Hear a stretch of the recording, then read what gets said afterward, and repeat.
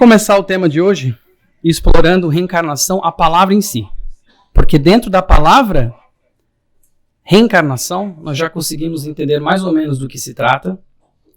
E nós conseguimos também já entender algumas das chaves e finalidades que é esse processo reencarnatório. Então, encarnação, tirando o reencarnação, eu botei os hífens propositais ali, encarnar, ou seja, assumir essa forma carnal, assumir este invólucro que nós aqui trazemos para essas tribulações, as provas, expiações e até missões que nós possamos ter, encarnar, trazer de volta a carne. Mas tem um re.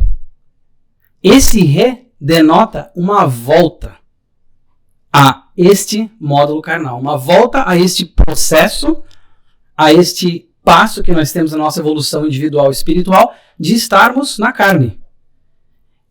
E quando a gente olha o re, é uma volta, talvez uma repetição.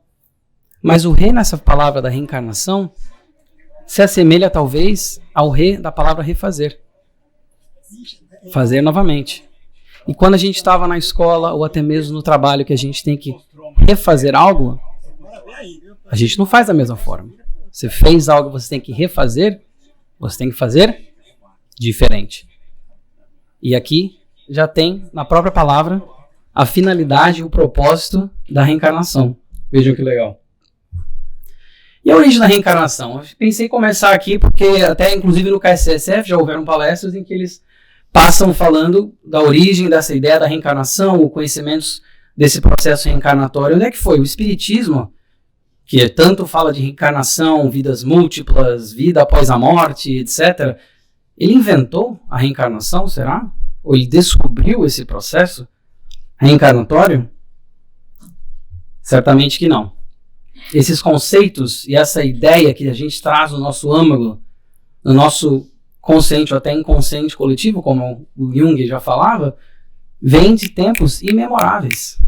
Isso já está anos, milhares de anos. Inclusive, coloquei ali alguns povos que, de certa forma, já conversavam e já traziam um pouco desse conhecimento, essa noção sobre a reencarnação, sobre esse processo da volta ao nosso corpo carnal.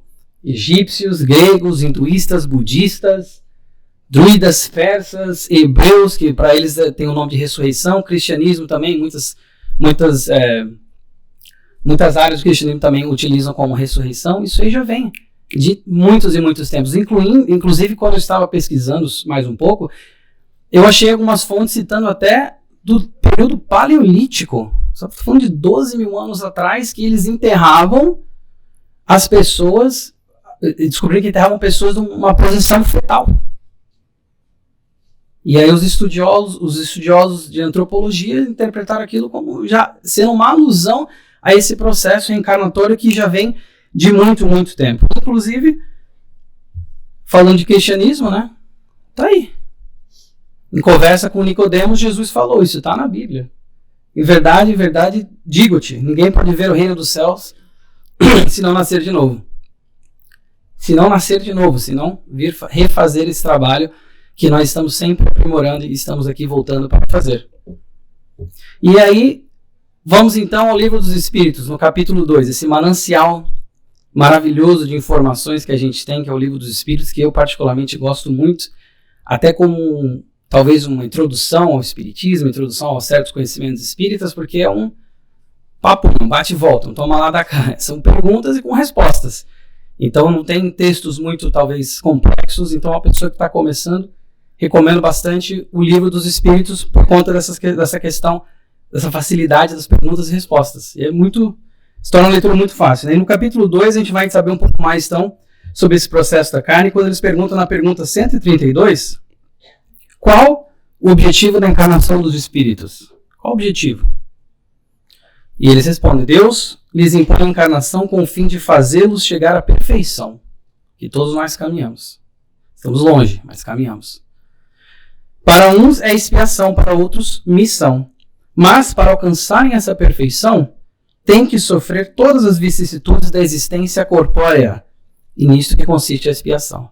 E eu quebrei essa resposta em duas partes, porque tem dois conceitos diferentes que eles explicam aqui. O primeiro é justamente esse, ou seja, essa evolução espiritual individual que nós temos para chegar à perfeição, que é uma caminhada que nós temos longa, como eu falei, mas é uma caminhada. E já dizia lá o filósofo chinês, a caminhada de 1000 passos, de 1000 milhas começa com um passo. E é mais ou menos assim. Nisso é que consiste a expiação. E a segunda parte fala o quê? A encarnação tem ainda outra finalidade. Aqui vem a segunda finalidade, essa evolução. A segunda finalidade é o quê? A de pôr o espírito em condições de cumprir sua parte na obra da criação. Todos nós temos uma parte na criação. E a reencarnação nos permite voltar a esse corpo carnal para que a gente continue trabalhando nessa evolução, trabalhando também nessa obra de Deus. Para executá-la, eles continuam, é que em cada mundo, eu sublinhei cada mundo aqui, ele toma um instrumento em harmonia com a matéria essencial desse mundo a fim de nele cumprir, daquele ponto de vista, as ordens de Deus.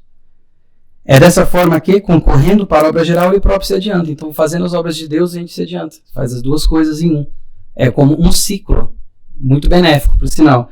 E esse cada mundo, o que será que é? Isso aí nós vamos ver um pouco mais sobre as questões dos mundos diferentes, porque a reencarnação ocorre, a evolução, que é praticamente infinita do nosso espírito, ocorre em mundos diferentes. E em cada mundo tem uma matéria específica, ou matérias específicas, que nós utilizamos para aquele momento da nossa encarnação, para aquela nossa evolução, aquele estágio único e específico que nós estamos.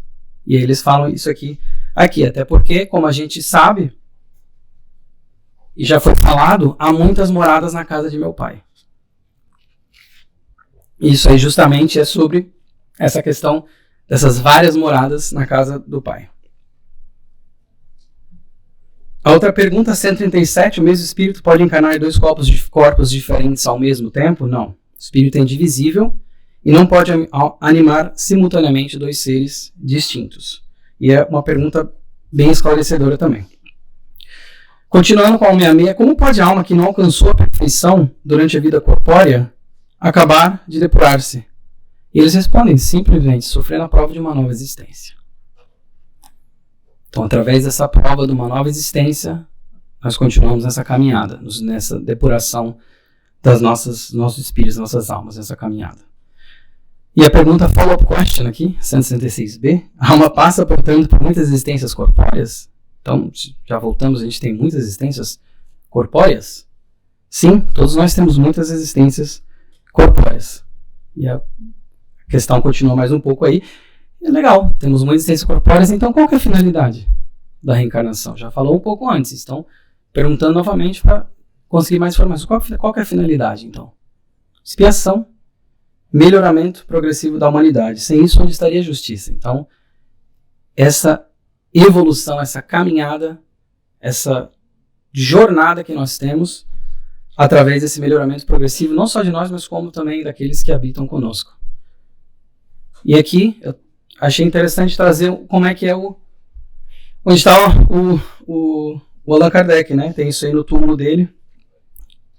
Justamente fala sobre tá em francês ali, traduzir nascer, morrer, renascer ainda e progredir sempre. Essa é a lei de Deus, essa é a lei que nós fomos criados para essa, como eles já falaram, a perfeição. Nós fomos criados para tal e estamos caminhando para tal. Então, essa é a lei. Algumas traduções falam progredir sempre, outras falam progredir sem cessar. Mas as duas têm a mesma finalidade, o mesmo sentido. Continuando no capítulo 4, então, ainda sobre reencarnação, a pergunta 168, ela vai falar, o número das existências corpóreas é limitado? Ou o espírito reencarna perpetuamente? A cada nova existência, o espírito dá um passo adiante na estrada do progresso. Quando se despojar de todas as impurezas, não mais necessitará das provas da vida corpórea. Então, imagina que legal. Se despojar de todas as impurezas, não precisar mais voltar na vida corpórea.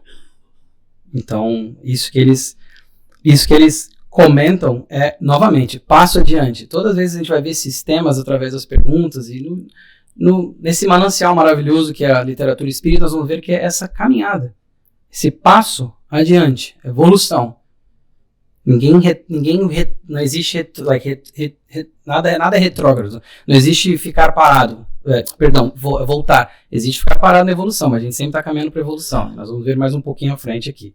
E na pergunta 169, o número de encarnações é o mesmo para todos os espíritos? Então todo mundo passa pelo mesmo número, quantidade de encarnações, será? E o que eles falam? Não. Aquele que caminha depressa se poupa a muitas provas. Todavia, essas encarnações sucessivas são sempre muito numerosas, porque o progresso é quase infinito. Foi o que eu falei da palavra infinito novamente. O progresso é quase infinito.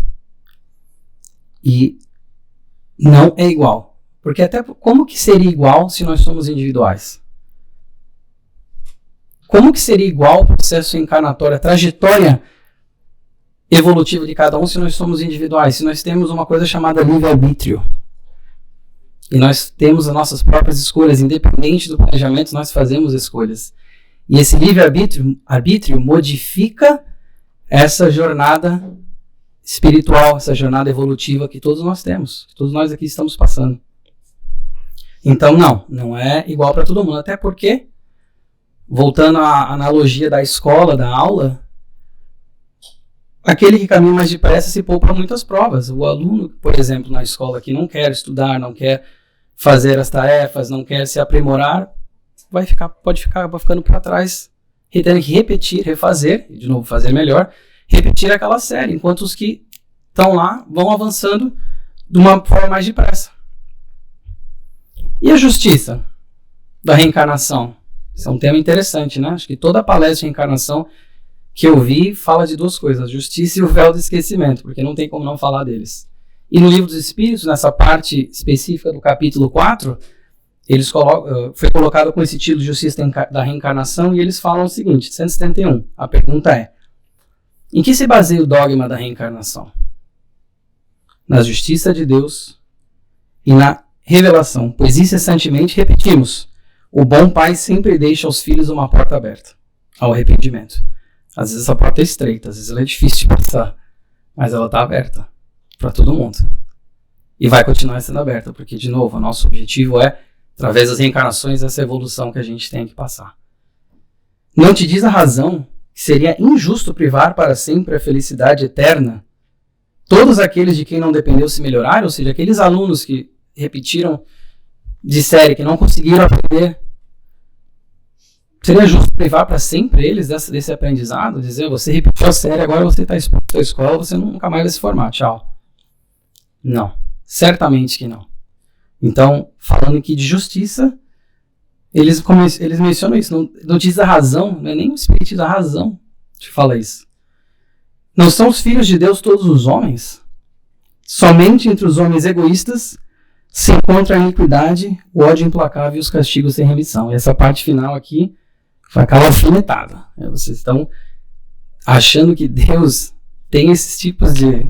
O nosso Pai tem esses tipos de sentimentos? Não tem isso aí. Essas noções, esse ódio implacável, iniquidade e o castigo sem remissão. Foco também na palavra remissão. Castigar sem dar oportunidade de se melhorar. Isso são conceitos nossos. Não são conceitos da justiça divina. Todos têm a oportunidade de se melhorar, de se aprimorar. Mesmo com os erros. E é para isso que a gente volta. Para continuar esse aprimoramento, independente dos erros que nós tenhamos cometidos em outras reencarnações, em provas passadas que nós falhamos, talvez. Todos os espíritos tendem para a perfeição e Deus lhe faculta os meios de alcançá-la pelas provas da vida corpórea. É a passagem que a gente tem que estar aqui encarnado, passando por essas limitações das nossas faculdades, muitas vezes, para que a gente consiga ascender na escalada evolutiva. Em sua justiça, Ele, o Pai, lhes concede realizar em novas existências o que não puderam ou fazerem concluir numa primeira prova, voltando à questão da porta aberta, da remissão, e você conseguir voltar e fazer novamente, reencarnar. E aqui no livro do Adenauer Novaes, que inclusive eu sei que já teve palestras aqui no KSSF somente desse livro, há muitos anos atrás, Reencarnação, processo educativo, ele vai dizer que os mecanismos da justiça vão se modificando com o progresso da sociedade. Eles vão se modificando. Não tem como ficar estagnado, algo que já não aprende mais. Da mesma forma, de novo, o exemplo da escola. Quando a gente vai subindo de série, o que vai acontecendo com os conhecimentos? Eles vão se modificando, exatamente. Eles vão se adequando ao nosso grau, naquele momento, educativo, né? E intelectual. O que antes era usado como forma educativa pode não ser mais possível ou necessário. E veja, foco na palavra aqui, necessário. Às vezes não é mais necessário passar por certas tribulações que antes nós passávamos como sociedade, como humanidade. E ele dá o exemplo aqui, doenças que antes eram usadas para tal, mas que a ciência já erradicou. Dessa forma, um dia chegará em que o ser humano excluirá dezenas de formas educativas dolorosas e não tem como ser diferente. Nós vamos nos aprimorando individual e coletivamente, porque, fazendo um parênteses, a Terra deixando de ser provas e expiações para ser um planeta de regeneração, que por si só é uma palestra, conteúdo para uma palestra só, essas formas de depuração elas vão se alterando, e é assim que tem que ser, e é assim que é a marcha do progresso. E o Adenauer ainda fala que as leis de Deus usarão outras formas de educar o espírito, até lá utilizar-se-ão delas para educá-lo. E encarnação de diferentes mundos, então. Capítulo 4 ainda. Aqui na pergunta 162, os espíritos são perguntados: as nossas diversas existências corpóreas se realizam todas aqui na Terra? Nem todas, eles falam. Interessante. Vivemos-las em diferentes mundos. As que passamos na Terra não são as primeiras, nem as últimas, embora sejam das mais materiais e das mais distantes da perfeição. São das mais materiais e mais distantes da perfeição. É um pouco assustador até olhar isso e pensar distantes da perfeição. Mas é onde nós estamos e é isso que nós vamos trabalhar para melhorar. A cada nova existência corpórea, a alma passa de um mundo para o outro, ou pode ter várias existências no mesmo globo, no mesmo planeta que nós encontramos? Será? Pode viver muitas vezes no mesmo globo, se não avançou bastante para passar ao mundo superior, ou seja, são as reencarnações no planeta que nós nos encontramos aqui.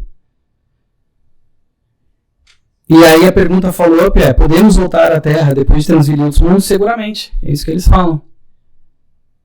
E aí vem essa pergunta que eu adoro, que eles falam: não seria mais feliz permanecendo na condição de espírito, ter que voltar aqui com todas as dificuldades que a gente tem, não só nossas individuais, mas do mundo também, ter essas limitações da carne, essas tentações, as coisas que a gente planeja e não cumpre? Não era mais fácil ficar lá no nosso lar da vida, lá, dando passe, estudando, ajudando os outros, sabendo que está rodeado de gente maravilhosa? Sim, seria maravilhoso, mas não, eles falam 2 nãos aqui, não é nem 2 nãos, não. Estacionar-se-ia. E lembra que eu falei, ninguém volta. A gente estaciona, pode estacionar, mas nós caminhamos sempre para frente. Estacionar-se-ia. E o que se quer é avançar para Deus, o que se quer é avançar para a perfeição, para que a gente possa chegar nesse estágio evolutivo que nós todos almejamos, que nós todos caminhamos para tal, e cumprir a prova de Deus, que é a segunda parte que eles falam da finalidade da reencarnação, em alguns slides anteriores. Como se explica, então, a pluralidade de suas existências em um mesmo globo? E ele fala: de cada vez o espírito pode encontrar-se em posições bem diferentes das anteriores, que serão outras tantas ocasiões de adquirir experiência. E aqui vale até a reflexão de que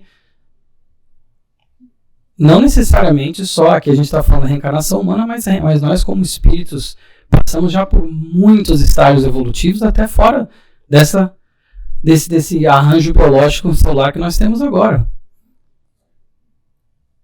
E, indo mais além, ele fala aqui, olhando para essa parte então mais recente, talvez, nossas reencarnações humanas, que todos nós somos aqui, em posições bem diferentes das anteriores. Ou seja, posições pode ser o quê? Pode ser posição financeira, posição num país, posição intelectual, posição física. São posições diferentes. Cada prova tem a sua finalidade e nós sempre temos o que aprender com aquilo que nós temos para trabalhar.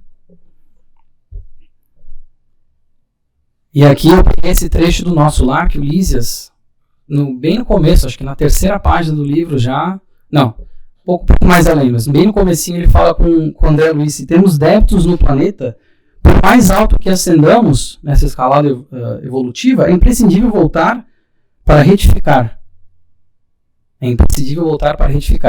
Reencarnação. Lavando o rosto no suor do mundo, desatando algemas de ódio e substituindo-as por laços sagrados de amor. Olha que lindo, é reencarnação. Desatar essas algemas que nos prendem, que nos seguram nessa nossa escalada evolutiva para a gente fazer o quê? Buscar laços de amor. Sentimento puro, nobre, que nós estamos caminhando e almejamos. Pergunta 178. Os espíritos podem renascer corporalmente no mundo relativamente inferior àqueles que já viveram? Um mundo relativamente inferior. Sim, quando tem uma missão a cumprir para auxiliar o progresso.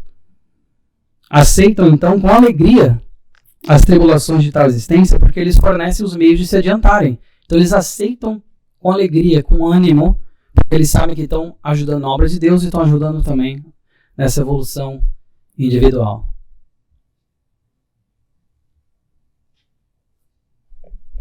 Aqui?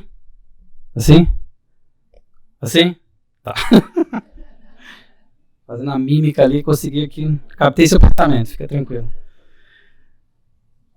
Isso não pode ocorrer também por expiação? E Deus não pode enviar espíritos rebeldes para mundos inferiores? Deus enviar espíritos rebeldes para mundos inferiores. É uma frase com muita ação. Deus enviar. Os espíritos podem permanecer estacionários, mas não retrogradam. Aquilo que eu falei, ninguém dá o passo para trás mais, a gente dá o passo para frente. Ou permanece estacionado. Sua punição, nesse caso, consiste em não avançarem, em recomeçarem no meio conveniente à sua natureza as existências mal empregadas. E o Adenauer fala também no seu livro lá, reencarnar num corpo inferior ao humano seria retrocesso na sua evolução. Então, essa questão aqui, falando que Deus vai enviar os espíritos rebeldes para o mundo inferior, e até mesmo nesse mesmo mundo, talvez uma forma inferior, essa questão era lá na metempsicose, lá que eles acreditavam que tinha reencarnações múltiplas, mas nós conseguimos voltar, às vezes tínhamos que voltar em formas diferentes que não a forma humana. Então você pode voltar como uma lesma, como um cavalo. E a gente aprende que não é assim. Ninguém volta atrás na sua própria evolução. Você fica estacionado, a gente estaciona, mas a gente não volta. E você ter as faculdades do humano e voltar como um gatinho, eu tenho um gato, amo gato, mas não queria voltar como gato. Seria um retrógrado, seria um voltar atrás, e não existe isso, estaciona-se. E essa, como eles falam aqui muitas vezes, é o quê? A punição. Pensa bem, você não avançar, de certa forma, é uma punição. Eles estão aqui utilizando as palavras para tentar passar essa mensagem lá em 1800 e pouco, para as pessoas entenderem, porque na época ainda tinha muito essa questão de Deus fez aquilo, Deus fez aquilo, fez isso e manda esse homem barbudo lá fazendo assim. Então, isso aí foi se alterando, e eles tentam utilizar isso aí para ajudar na compreensão. Passando deste mundo para outro, espírito conserva a inteligência que tinha aqui? Sem dúvida. A inteligência não se perde, mas pode acontecer que o espírito não disponha dos mesmos meios para manifestá-la. Isso vai depender da sua superioridade e das condições do corpo que vai tomar. Sem dúvida é a resposta deles. Isso é como diz assim, é óbvio. Nada se perde. Nada que a gente faz, de bom ou de ruim, se perde. A inteligência que nós adquirimos também não se perde. O que acontece é que, às vezes, nós viemos com limitações para aquela inteligência. E até mesmo, não precisa nem em outros mundos, eles estão falando. Vamos olhar no nosso próprio mundo.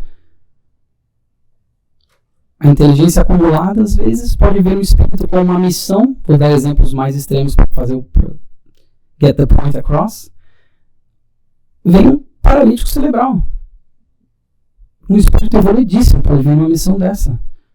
E aí vão olhar para aquela, sem os olhos da reencarnação, vão olhar para aquele cidadão e dizer, poxa, acho que está apagando alguma coisa, né? Já não é evoluído ainda. Ao contrário, às vezes é muito mais. Mas, e a inteligência se acumulou, mas não tem os meios de manifestá-la. Então, os meios, nesse caso, no meu exemplo físico, de manifestá-la. Ou vamos olhar, então, uma pessoa saudável, será mesmo que o ambiente que ela se encontra também não é um limitador? Uma criança da África, lá num país, Serra Leoa, por exemplo, que tem que passar o dia buscando água e comida, não consegue. usar toda a sua inteligência para você sobreviver, será que isso não é um limite também? Então a gente não precisa nem em outros mundos para ver que muitas vezes a inteligência, e nunca por acaso, ela vem com certas limitações, seja qual o propósito específico de cada um. E o 184 espírito pode escolher um novo mundo que vai habitar? Nem sempre. Mas pode pedir e obter o que deseja. Se o merecer, porque o acesso dos espíritos a este ou aquele mundo vai depender do seu grau de elevação. Claro, se me desse a opção, eu estaria lá muito mais elevado, lá numa coluna espiritual, eu encarnando lá em Sirius, alguma coisa mais evoluída, mas não é o caso. E ele fala aqui, você pode pedir, mas obter vai depender do seu grau de elevação, que é interessante.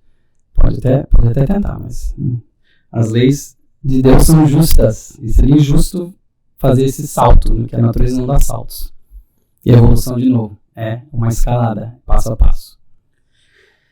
Sorte das crianças depois da morte. E quando a primeira vez que eu li essa parte aqui, no Livro dos Espíritos, eu me lembrei quando eu tinha uns 10, 11 anos, uma colega, aliás, a irmã de um colega nosso tinha falecido, uma criança, e eu lembro que a gente estava na escola discutindo, né, criança de 10 anos discutindo, que acho que sabe tudo, discutindo justamente, não, porque aí os amigos estão falando, ela foi pro céu, porque é uma criança, é pura, e eu falo assim, não, mas, cara, não tem como, porque não é justo isso, não é justo porque a criança morreu e não conseguiu fazer nada, porque ainda tinha aquela ideia de vou fazer coisas boas, vou pro céu, não vou pro inferno, vou ficar no purgatório, essas coisas, e eu falava, não, mas não tem justiça nisso. E aquilo pra mim ficou na minha cabeça. O dia que minha mãe me trouxe o espiritismo, por sinal, meus pais me vendo no Brasil, um beijo pra vocês, meu irmão também, eu falei isso aí, isso aqui me fez entender. E eles falam, se não fiz o mal, também não fiz o bem. E Deus não isenta das provas que tenha de padecer. Se for puro, não será pelo fato de ter sido criança, mas porque era mais evoluído. Então, o fato daquela criança estar naquele invólucro carnal, como a Sandra falou, meu filho maravilhoso, não isenta das provas. E não quer dizer que todas as crianças são espíritos puros, que se elas morrerem por algum motivo qual for, de doença ou um acidente, que elas já estão lá na elevação total. Não, porque o corpo carnal se modifica. Todos nós aqui fomos crianças um dia, para estarmos sentados aqui como adultos agora. E o espírito é imortal. Isso aqui é o invólucro carnal. O invólucro carnal daquela criança não está isento de provas, como fala aqui.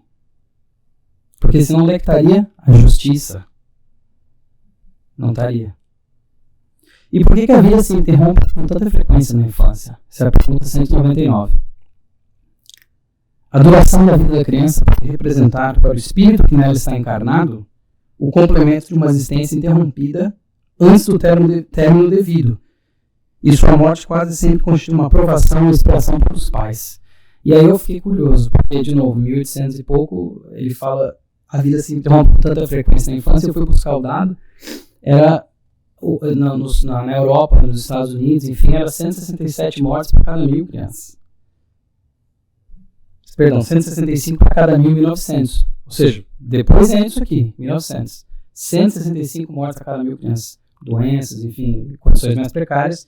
Hoje em dia caiu de 7 para 100 em 1997. Então, e aí o que me fez pensar também naquilo que foi falado lá atrás. As provas vão se modificando, né? Veja o que alguns séculos de diferença já não faz. Então, imagina milênios, então, de evolução, de provas e expiações. E por isso que ele fala com tanta frequência. Hoje em dia, claramente, não é com tanta frequência, pelo menos não é a mesma frequência que tinha quando fizeram essa pergunta aos espíritos, mas ainda existe. Né? E qual que é o objetivo, etc. E eles respondem aqui que muitas vezes é uma continuação de uma encarnação interrompida anteriormente e várias vezes constitui como prova de expiação para os próprios pais de ter um filho morto. Então, aí a resposta. E aí a gente vem então na parte do capítulo 4, parentesco e filiação. Essa parte é excelente. A família que a gente está, poxa, como é que eu estou fazendo com essa gente aqui? Não escolhi esse pessoal, rapaz. Não é? Quantas vezes não pensaram isso ou já ouviram isso de alguém? Poxa, não consigo, não gosto, né? A gente vai ver aqui então. 204. já que tivemos muitas existências, nossa parentela se originou bem antes da nossa existência atual? Esses laços, a parentela aqui entenda-se por laços, se originou bem antes da existência atual, já que a gente teve reencarnações sucessivas e múltiplas aqui nesse mesmo globo? Não pode ser de outra maneira, os espíritos falam. A sucessão das existências corpóreas estabelece entre os espíritos ligações que remontam às vossas existências anteriores. Daí, muitas vezes, as causas de simpatia entre vós e alguns espíritos que vos parecem estranhos. E eu acredito que a maioria das pessoas já deve ter tido aquele sentimento de você conhecer uma pessoa, começar a conversar e você sentir que parece que já conhece ela de outros tempos. Não é? Tanto pro bom como pro ruim. Tanto sentimentos bons, sentimentos também que você fala, não bateu o santo. Não é? E em casa? E no nosso ambiente familiar? Não podia ser diferente, né? Porque no ambiente familiar, os amigos, você pode escolher cortar, as pessoas que você convive, muitas vezes você pode escolher no trabalho, enfim, não se relacionar mais. Mas e os parentes? Né? Aqueles que têm um laço de sangue conosco. Esses aí, pode ter certeza que a gente escolheu. 205. Na opinião de certas pessoas, a doutrina da reencarnação parece destruir os laços de família, ao fazê-los recuar a existências anteriores. E eu gostei que eles falam na opinião de outras pessoas. É o famoso... Não, perguntando, um amigo meu quer saber. Asking for a friend. Né? Falaram aí, disseram aí que às vezes destrói. E eles falam, eles ampliam, não os destrói, amplia, modifica de um lado positivo, com uma conotação positiva nessa questão de modificar. Baseando-se o parentesco em afeições anteriores, os laços que unem os membros de uma mesma família são menos precários. Então eles falam até que são menos precários esses laços. Quando a gente passa por aquilo que a gente tem que passar para nossa escalada individual evolutiva, nos laços de família dentro da própria família, esses laços são ampliados, não são destruídos. Por mais que às vezes parece que há essa destruição. E eu vejo muito, refletindo um pouco sobre essas duas perguntas, quando eu fiz esse slide, eu pensei muito no meu dia a dia, no meu trabalho, que eu atendo no consultório, pacientes, às vezes adolescentes que vêm com familiares, e no papel, se você olhar, você fala, não tem porquê essa mãe se sente assim, um sentimento terrível, às vezes um compara com o outro, e da criança para a mãe, etc, e você fala do pai, e você fala, sem os olhos da reencarnação não teria como, porque no papel é perfeito, não teria por que ter toda essa animosidade, mas a gente sabe que não é bem por aí, a gente sabe que não é por acaso. Então eu percebo isso também e refleti um pouco sobre quando eu estava fazendo esse slide. E aqui eu trouxe uma mensagem, porque palestra Centro Espírita tem que ter alguma coisa do Chico Xavier, que é maravilhoso. Já vivemos muitas vezes. Estamos com as pessoas certas. Ninguém tem endereço. Para ajustarmos os nossos corações e solucionarmos os nossos problemas. Na reencarnação, ninguém há de endereço. Para ajustarmos os nossos corações. Olha que lindo isso. Para a gente se modificar. Modificar os nossos corações e nossos sentimentos. E aí, um pouco mais sobre essa questão dos mecanismos da reencarnação. Tem o livro Mecanismos da Mediunidade, que poderia ter um mecanismo da reencarnação. Na pergunta 330, eles falam, os espíritos sabem a época que reencarnarão? Interessante, hein? Eles apresentem. Como o cego sente o fogo que se aproxima. Sente aquele calor. Mesmo você não tendo a visão perfeita, você consegue sentir o calor da chama. Sabem que tem de retomar um corpo, como sabeis que tem de morrer um dia, mas ignora quando isso acontecerá. Que muitas vezes acontece justamente isso aí, de espíritos erráticos, ou de tentar não querer reencarnar, que a gente vai ver uma prisão, o corpo limita muito as nossas faculdades e faz a gente passar por coisas bem difíceis. E muitas vezes os espíritos não querem, se rebelam da mesma forma, volto a dizer, do aluno que não quer estudar e repete o ano. É muito simples o paralelo. E como é que funciona então? O espírito pode antecipar ou retardar o momento de sua reencarnação, pode vir antes ou vir depois. Depois, pode antecipá-lo, solicitando-o por um desejo ardente. Pode igualmente retardá-lo, recuando diante da prova. pois entre os espíritos também há covardes e indiferentes. Pegou pesado, né? Covardes e indiferentes. Mas de novo, para fazer a mensagem realmente ficar clara.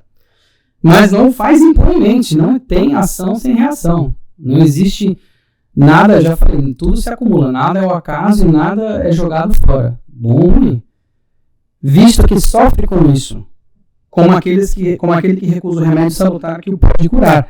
De novo, ficar estacionado, como nós já vimos na outra pergunta, é uma punição. É algo muito difícil. E o que recua diante da prova reencarnatória sofre muito com isso. Porque estaciona o seu desenvolvimento. E o espírito pode escolher o corpo em que deve encarnar ou somente o gênero de vida que lhe servirá de prova, somente o seu meio? Ele consegue escolher o corpo? Pode também escolher o corpo, pois as imperfeições que se apresente representam provas que o auxiliarão a progredir, se vencer os obstáculos que delas lhe advêm. O espírito pode pedir, mas a escolha nem sempre é dele. De novo, pode pedir, mas a escolha não é dele. Pode pedir o corpo, pode, em muitos casos, escolher até detalhes específicos que vão ser balizadores dos desafios que a gente tem aqui no corpo. E dentro dessa questão do planejamento reencarnatório, o auxílio à reencarnação de companheiros nossos traduz o nosso reconhecimento ao aparelho físico que nos tem proporcionado tantos benefícios através do tempo. Então, esse cuidado específico com o aparelho físico e como que esse aparelho físico virá é extremamente importante. E quem falou essa frase que eu coloquei aqui foi o Alexandre no livro Missionários da Luz, quando o André Luiz vai visitar lá o departamento de planejamento reencarnatório, e ele fala isso aí para ele.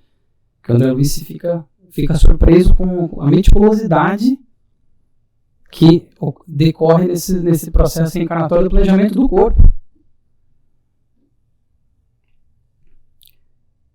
E no livro Missionários da Luz ainda, o André Luiz chega lá e ele vê, de novo, décadas atrás esse livro foi publicado e escrito.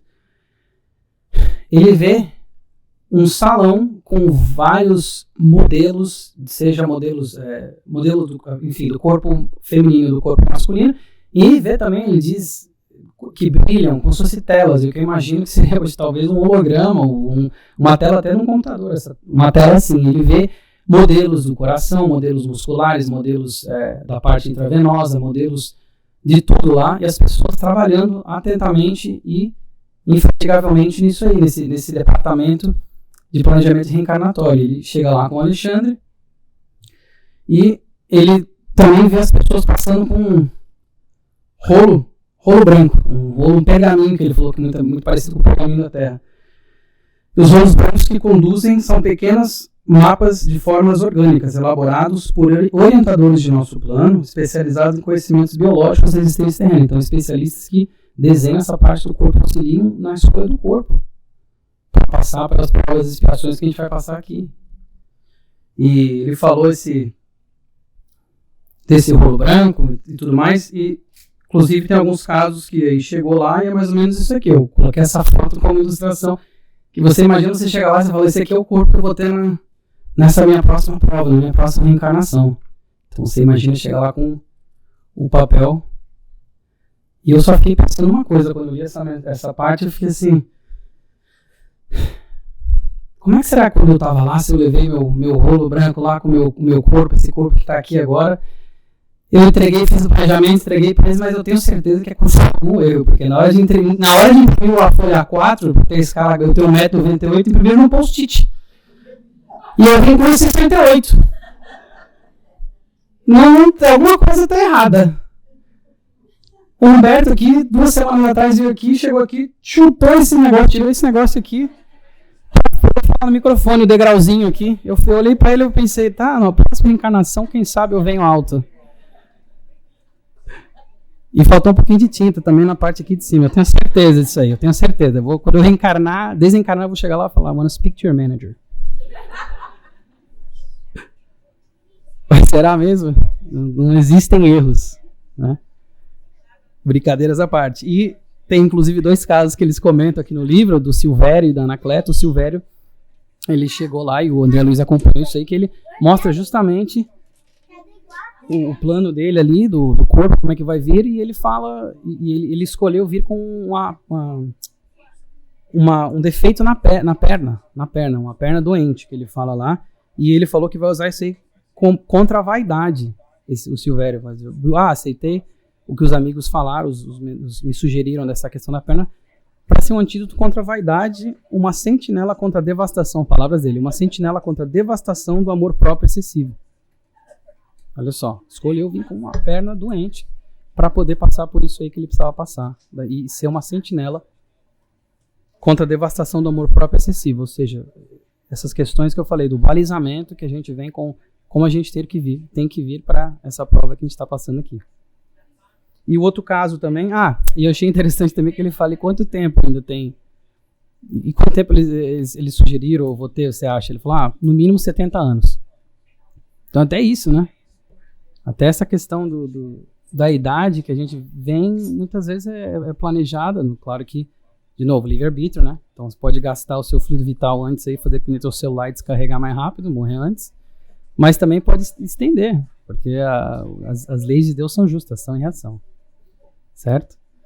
E aí esse é o caso do Silvério. Logo depois chega a Anacleta, que foi também um espírito lá que eles falam, ela conseguiu bastante, e ela estava querendo reencarnar com 4 filhos que ela teve, e ela ia reencarnar com 2 filhos que ele botou ali no livro como débil mental, né? De novo, linguajar décadas atrás, que era utilizado, um outro paralítico e uma filha também com dificuldades, e ela trabalhou, eles falaram no livro, trabalhou 30 anos para acumular esses créditos espirituais para poder reencarnar com essa missão de ajudar os filhos. Olha que interessantíssimo. Que coisa, realmente. É solene para o espírito o momento da sua encarnação, no caso a reencarnação. Realiza esse ato como uma coisa grave, importante para ele. É como um viajante que embarca para uma travessia perigosa e que não sabe se encontrará ou não a morte nas ondas que enfrenta. Como a gente, aquela pessoa naquele barquinho ali, ó. Vai lá, tá ali, ó. Tá bem fácil, mas vai remar ali. É mais ou menos isso aí. Porque reencarnar é uma espécie de morte. Na morte do corpo, o espírito se liberta de uma prisão. E a reencarnação é exatamente a entrada da prisão. A reencarnação leva a penetrar num mundo onde não poderá usar plenamente as suas faculdades e não sabe ainda das provas que virão. E é uma coisa que causa muito medo na reencarnação, na hora de reencarnar para aceitar essas provas, né? Então aqui eles continuam assim, como a morte do corpo é uma espécie de renascimento para o espírito, a reencarnação é uma espécie de morte ou antes de um exílio, de clausura. Então vocês todos aqui, eu também escolhemos estar aqui nessa prisão, que nos limita, que nos traz a prova, não só aqui, mas o nosso entorno também.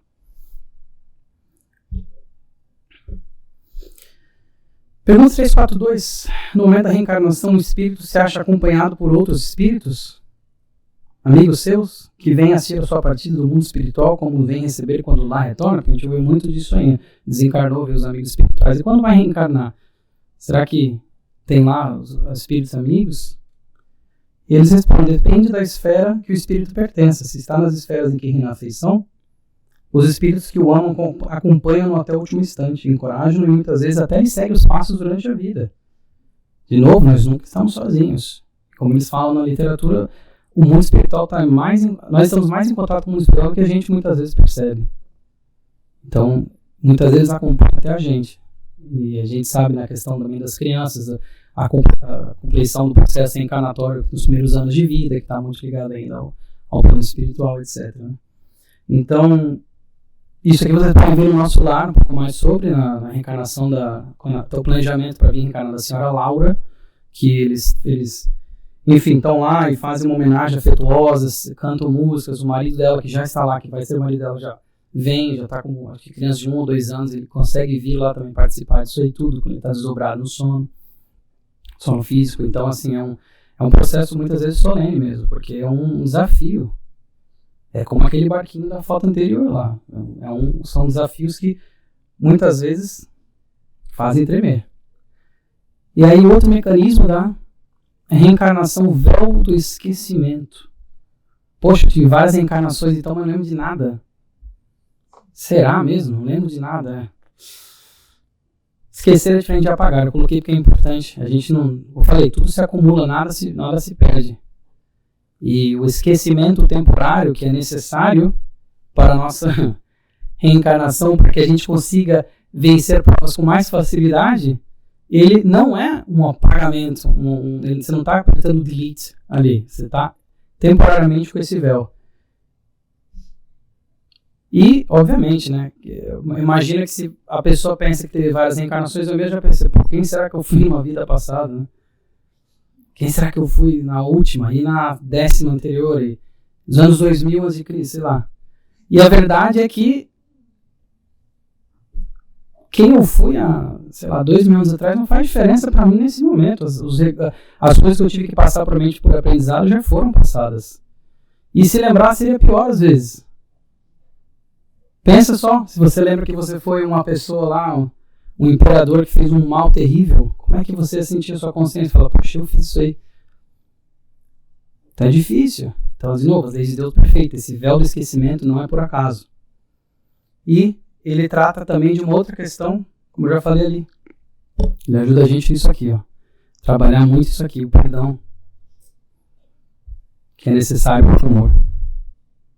Então esse véu do esquecimento, ele está funcionando com um propósito muito, muito interessante, muito importante para a gente também.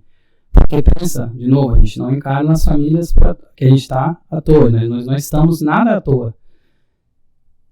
E quem que são as outras pessoas que estão tão próximas de nós? Quem foram os nossos filhos, os nossos pais para nós em outra reencarnação? Se a gente se lembrar, será que a gente conseguiria ter a mesma reação com eles, ter o mesmo relacionamento? Se você lembrasse o que a sua mãe fez para você, o seu pai fez para você, o que você fez para seus filhos em outra vida, seria difícil, né? Seria muito difícil. E aí sim que seria uma prova para utilizar o perdão, que muitas vezes com esse véu do esquecimento, como a gente já viu que tem essas afinidades, já se torna difícil. Imagina você sabendo exatamente o que aconteceu, o mal que você fez e que foi feito para você. Eu imagino que seria muito difícil.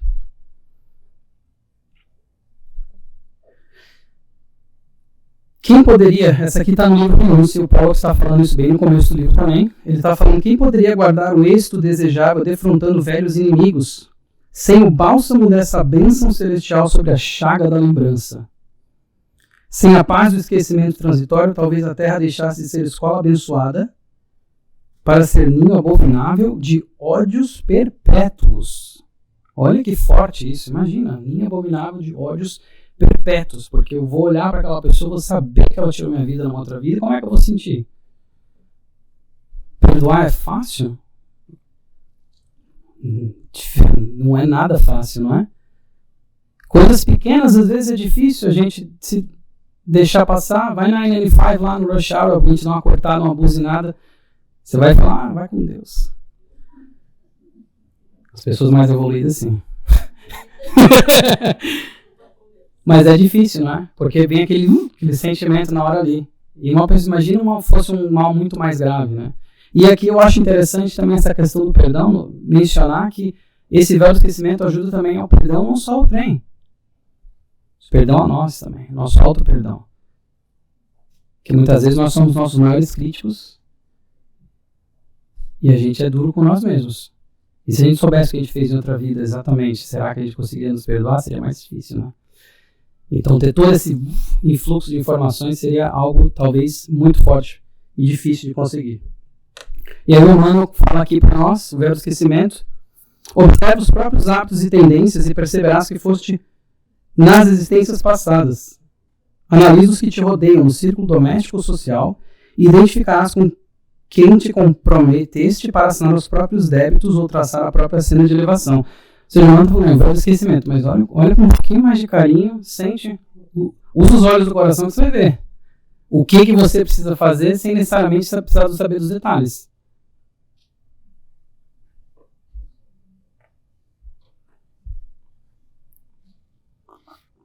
E a ciência? Espiritismo, linda, reencarnação e a ciência.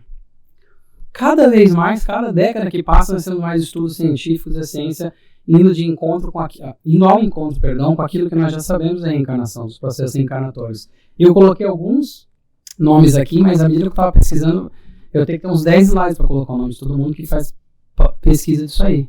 E também, de volta a dizer, tem ciclos aqui de estudo que falam sobre reencarnação e ciência, aulas aqui no KSSF. Então não queria passar muito tempo aqui debatendo isso aqui, mas só queria expor que esses nomes, né, o Dr. Ian Stevenson, que tem os alunos dele de mais de 2.500 relatórios, depois que ele faleceu em 2008, 2007. O Dr. Jim Tucker, essa Helen Wambach e essa moça também, Satwan Parisha, que pesquisou mais de 500 casos de reencarnação na Índia. No Brasil tem o Hernani Andrade. E aqui são alguns casos que eles trazem, inclusive tem no YouTube, vocês podem ver vídeos sobre isso, né, alguns desses casos de reencarnação. Isso aqui, no caso, eles colocam essa foto assim, chama exame prosopográfico, para mostrar que muitas vezes a gente vem com marcas de nascença, ou muitas vezes a gente vem até com feições similares em encarnações anteriores. E eles pesquisaram muito, os pesquisadores que eu mostrei, geralmente são relatos de crianças de 2 a 6 anos, que tem esses relatos de vidas anteriores detalhadíssimos. E essas crianças, normalmente que eles acham que quando eu digo acho, que eles encontraram nas pesquisas é essa questão de muitas vezes ter sido as encarnações interrompidas de forma meio traumática, um suicídio, um acidente, uma coisa assim, e as crianças vêm com lembranças muito fortes da vida anterior e relatos, como eu falei, detalhadíssimos, e eles foram pesquisar, eles vão atrás e acabam achando. E aqui são alguns casos, né, essa Hanan Mansour, que a Suzanne ela veio com 30 e poucos anos, 34 anos, fazendo uma cirurgia do coração nos Estados Unidos, tentou ligar para a filha, não conseguiu, faleceu na cirurgia, reencarnou, e ela, quando era criancinha, pegou o telefone: "Hey, Leila." Esse Ryan Hammonds também foi um que viu lá e falou: "Eu fui agente de Hollywood." De novo, tá tudo no YouTube, vocês podem ver com mais calma. "Eu fui agente de Hollywood, era também tap dance, né, sapateador, e a mãe foi buscar tudo, e ele falava: "Não, aquele ali sou eu." Aí começou a vir, ele falava, aqui era meu escritório, a gente mudava o nome das pessoas, começaram a buscar e tinha justamente isso aí. E o James Leininger, o mais da direita lá, foi piloto, que morreu na Segunda Guerra Mundial, e ele reencarnou e ele tinha sonhos pesadelos, e ficava chutando "Little Man's on fire, Little Man can't get out", e ele ficava chutando assim com a perna pra cima. Depois ele foi começar a falar: "Não, porque meu avião foi os japoneses me derrubaram, o nome do meu barco era tal", e o pai foi: "Por quê? Na toma, nem sei que existe." O pai pesquisou, viu que tava o barco lá, e de novo, tá no YouTube, foi lá atrás, enfim, vocês podem saber mais. É bem interessante esses casos, porque transcende até a questão da literatura espírita. São casos que são pesquisadores que têm um rigor científico muito grande e acabam se achando sem resposta. Os que duvidavam mais ou não tinham tanta certeza se acham sem resposta. E na literatura espírita, então? Nosso Lar. Eu peguei alguns livros, né? Mas claro que se você pegar vários livros espíritas ali, inclusive passa na biblioteca, já ajudem a casa também, podem comprar um desses livros lá, já contribui também para o seu conhecimento e também para casa, KSSF. E alguns exemplos que eu peguei aqui, né? Nosso Lar, como eu já falei, da Senhora Laura, tem no Missionários da Luz a reencarnação do Segismundo, que teve uma tragédia, uma outra reencarnação com a Adeline e com a Raquel, matou a Adeline, a Raquel para ficar com a Raquel ficou nos prostíbulos, drogas, enfim, depois se matou. Toda uma tragédia, ele desencarna, passa por uma depuração muito grande, e quando ele quer voltar a reencarnar, a Adeline e a Raquel já estão na outra reencarnação juntos, então uma rejeição muito grande do Adeline. Aí a gente vê o Alexandre com o André Luiz acompanhando esse processo reencarnatório, porque tinha uma rejeição muito grande do pai do Adeline, que viria a ser pai do Segismundo, porque é meu inimigo, que ele foi meu algoz, eu não quero essa pessoa como meu filho. E aí tem outros 2 livros aqui também, o Ave Cristo, do Quinto Varro Tassiano, e A Renúncia, da Alcione também. Eu tinha um slide só do Ave Cristo, mas eu tirei porque às vezes que eu fui ler eu começava a chorar, eu falei: "Não vai dar pra fazer isso, eu preciso dar uma palestra, não posso ficar chorando só." E aí, mas eu trouxe o da Alcione, e a reencarnação dela, que no comecinho do livro é um espírito já lá com trabalhos na constelação de Sírios e tudo mais, ajudando com o desenvolvimento da arte e música aqui na Terra, e ela vem para o Antônio, que é um espírito também elevado, e ela quer encarnar para ajudar com o seu amado Pollux. E E o Montaigne fala isso aí. Já ponderaste os obstáculos imensos? Lembra que o próprio Jesus, penetrando na região terrestre, foi compelido a se aniquilar em sacrifícios pungentes. Recorda que as leis planetárias não afetam somente os espíritos de aprendizado e reparação, mas também os missionários da mais elevada estirpe. Experimentarás igualmente o ouvido transitório, o véu do esquecimento, embora não tanto agravado em virtude das suas conquistas, já é mais evoluída, sentirás o mesmo desejo de compreensão e a mesma sede de afeto que palpita nos outros mortais. De novo, é o que? É o corpo trazendo essas limitações, esse balizamento das faculdades. Ela vai passar pela fome, pela sede, pela dor. E ele fala, tem certeza? E ela insiste, ele vai lá e insiste de novo, mas tem certeza? Ela não tem, fica tranquila. E aqui, essa parte também no livro fala que quando o Paulo está conversando com seu amigo lá no começo, com o espírito lá no começo do livro, ele fala, antes da experiência arquitetamos 1000 projetos de esforço, dedicação, perseverança. Somos nababos de preciosas intenções.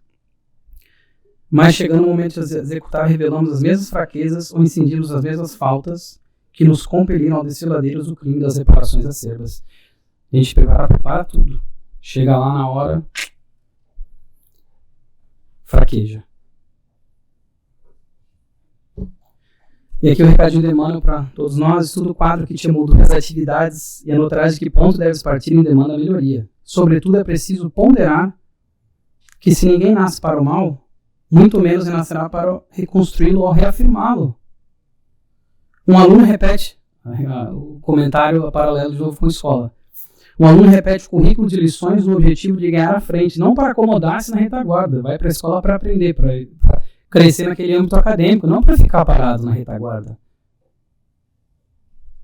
Lembra-se? Não. Estacionar-se é o que se quer, essa evolução. Convence de que retornamos à Terra com o fim de ampliar os valores do bem. Cada vez mais. Indispensável corrigir-nos naquilo que erramos. Replantar dignamente a leira do destino que relegamos outrora ao relaxamento. Levantar aqueles que impelimos à queda.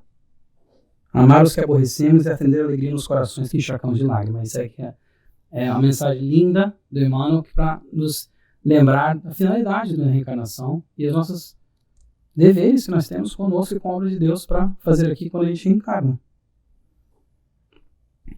E eu gosto de terminar as minhas palestras trazendo alguma coisa de prática.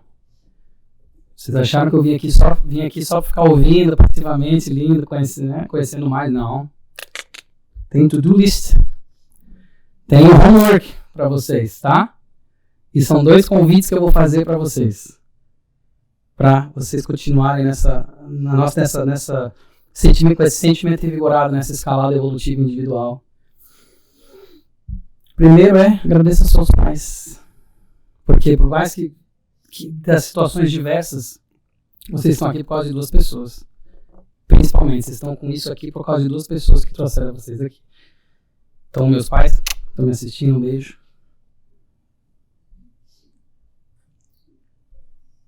Com isso, a gente vai estar exercitando esse músculozinho, talvez seja aqui o músculo, da gratidão. Então, quando vier aqui a oração, quando ficar em silêncio esperando para entrar nos passes, ou quem está em casa, quando acabar a palestra, faz uma oração, manda uma mensagem para os seus pais, se eles não estão aqui, ou se eles estão fisicamente, fale com eles, agradeça eles por ter trazido vocês aqui, para esse mundo de provas, para esse processo que todos nós temos que passar. E eu entendo que talvez os pais não estão mais aqui, então, volta e meia, volta a falar. O pensamento vai longe, o pensamento é matéria. Faça uma oração, mande o pensamento para eles, que com certeza vai chegar até eles. E para aqueles que vão dizer, mas meus pais não têm mais contato, estão vivos, mas eu não falo mais, a gente está brigado, então desencarnou, obrigado. Faça isso também, porque você vai estar exercitando a gratidão e o perdão. Olha que legal, 2 em 1. Esses 2 são pilares para o amor.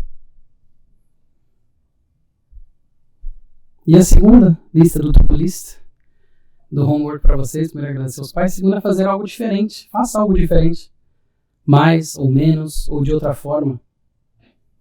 Porque eles até falam no livro, isso eu achei muito forte essa essa frase, que os heróis da promessa fraquejam na realização porque se apegam muito mais aos próprios desejos que à compreensão da vontade divina.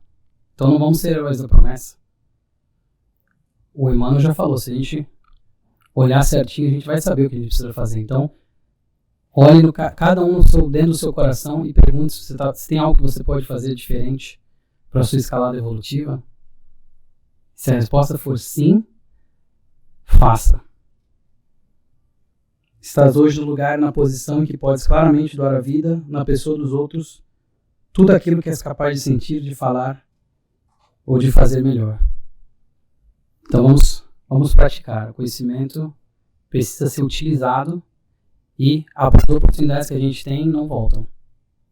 A gente está no momento que a gente tem que estar, da forma que a gente tem que estar, então vamos aproveitar isso aí. Não vamos ser heróis da promessa. Vamos fazer diferente.